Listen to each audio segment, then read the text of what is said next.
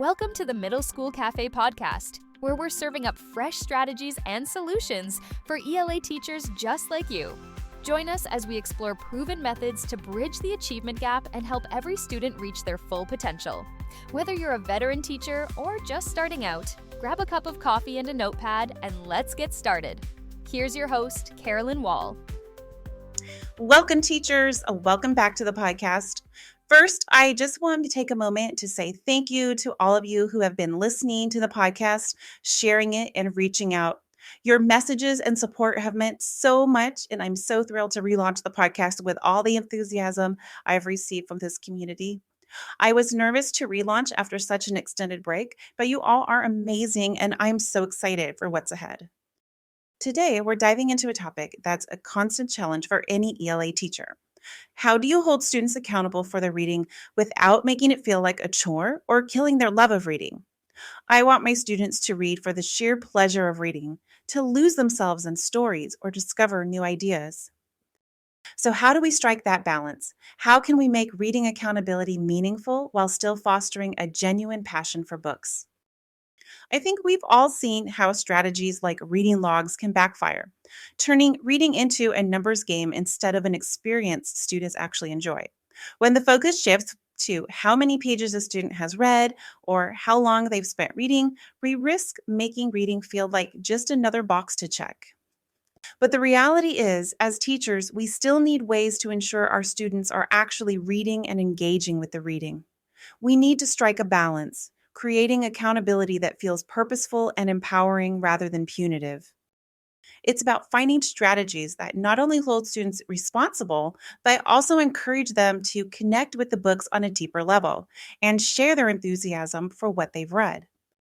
Let's talk about why this matters. Reading is at the heart of what we do as an ELA teacher. It's not just about improving comprehension or expanding vocabulary. It's about fostering a love for stories, for knowledge, for exploring different worlds. Our job is to create opportunities for students to connect with books in a meaningful way, and accountability should be about helping them find joy in that process. So how do we do that? The secret lies in finding creative ways to hold students accountable that are quick, fun, and most importantly, celebrate reading rather than policing it. With that in mind, I have 5 strategies to share with you today. These methods are simple, effective, and won't take much time or prep to implement. The first strategy is speed round summaries. If you're looking for something fast and interactive, try speed round summaries. After your independent reading time, give students 30 seconds to a minute to verbally summarize what they've just read. You could do this in pairs or table groups. One way I like to use this is during the transition to the next activity. If I need students to get their textbook, Chromebook, or other supplies after reading zone, I'll have them stand up, ask them to share about their daily reading with 3 different classmates, then grab the materials and sit down. This strategy is great because it gets everyone involved, it's quick, and it helps students practice thinking on their feet. Even the most reluctant reader can usually come up with one sentence about what's happening in their book. And for your more avid readers, this is their chance to show off what they're excited about. While speed round summaries are a quick and easy way to check in, sometimes it's helpful to give students a little more space to reflect on their reading. That's where partner book talks come in. Partner book talks are a great way to get your students talking about books. This strategy is a precursor to book clubs, so you know I'm all about this strategy. Simply pair up your students. It doesn't matter the reading level or book they're reading, as students are simply sharing about their reading. Give them 2 to 3 minutes to talk about what they've been reading. You can assign a question or topic, or they can simply discuss the plot, characters, or even read a favorite excerpt aloud to their partner. The best part? This isn't about grades or a formal presentation. It's a casual conversation that keeps the focus on their reading experience. I found that students enjoy the chance to share their thoughts with a peer, especially when it's not tied to a written assignment. Plus, it encourages active listening and allows them to hear about other books they might want to read next.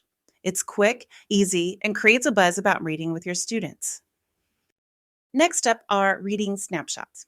This is something that I've implemented this year since I've had to drastically change what reading looks like in my classroom. I shared all about that in episode 45 if you're interested in what that looks like. With the implementation of a canned curriculum, I don't have time this year to conference with students. This is hard, and I miss the one on one time I used to get with students, but I still want a way to interact with my students about their reading.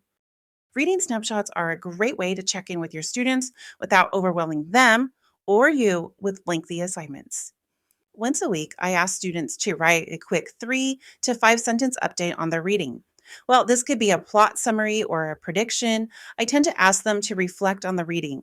Asking them to reflect on the reading opens the writing to whatever they want to write about. My reluctant readers often summarize what they've read, while my more advanced readers tend to share their opinions, their thoughts about their reading, which is what used to happen during conferences. These snapshots can be done digitally or on paper. It's a low pressure way to see what your students are reading and how they're connecting with their books. Okay, now let's shift to something a little more structured, but still low risk, something every student can feel successful with, and that's book reviews. One of the best ways to promote reading is by encouraging students to recommend books to one another. Let's face it, students are far more likely to pick up a book if a friend suggests it than if it comes from an adult. Here are 3 simple ways to incorporate peer driven book recommendations. Bookshelf overhang. Just like you see at the library or bookstore, a bookshelf overhang is a book recommendation that literally hangs over the shelf. Students write a short review of a favorite, making it easy for others to see as they browse. These overhangs can include a book's title, a favorite quote, and a quick why you should read this section.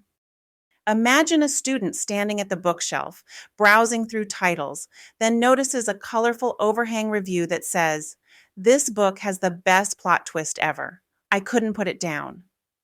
Those few words from a peer can spark curiosity and excitement in a way that's hard to replicate. Over time, these reviews build a recommendation system that keeps your library fresh and engaging. If you are looking for more ways to engage students with reviews, I'll put some resources in the show notes for you to check out. When you have large classes, this recommendation method can feel messy or disorganized for some teachers. If that's the case, try in-book review.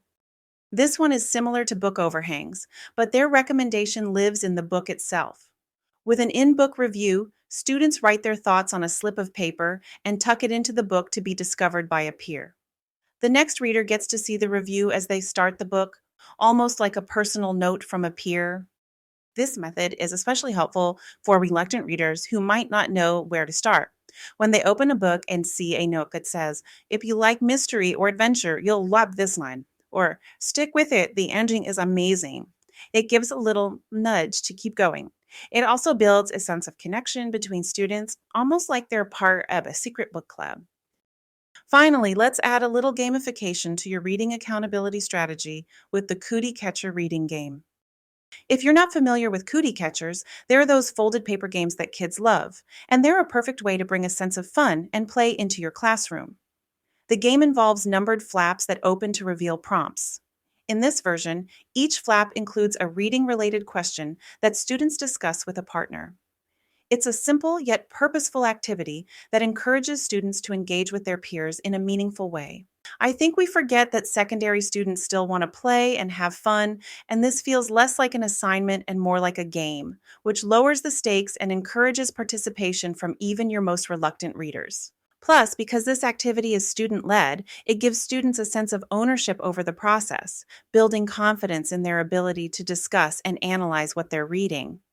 By using the cootie catcher, you're turning reading accountability into something engaging and fun, a strategy that works not only to hold students responsible, but also to keep them excited about sharing their reading. At the end of the day, our goal as ELA teachers is to inspire our students to pick up a book, not because they have to, but because they want to. Accountability doesn't have to mean rigid assignments or counting pages. Instead, it can be about sparking curiosity, building connections, and helping students see the joy and value in reading. When we create opportunities for students to talk about their books, share their experiences, and recommend stories to one another, we're doing more than holding them accountable. We're showing them that reading is something worth celebrating. It's about creating a culture where books aren't just schoolwork, but an adventure, a refuge, and a way to connect with others. If you're looking for more ideas to bring these strategies to life in your classroom, head over to the show notes for additional resources and tools that can help. Thank you so much for spending this time with me today. If you give any of these ideas a try, I'd love to hear how they worked for your classroom. You can always reach out on social media or through my website to share your successes and challenges. And if you enjoyed today's episode, consider sharing it with a fellow ELA teacher. Let's keep growing this amazing community. Until next time, keep encouraging your students to discover the magic of books and keep fostering that love of reading. Thanks for joining me today. As a reminder, a new episode drops every first and third Tuesday, so be sure to hit that subscribe button so you don't miss an episode. Be sure to visit middleschoolcafe.com to find links to everything mentioned in today's show. Until next time.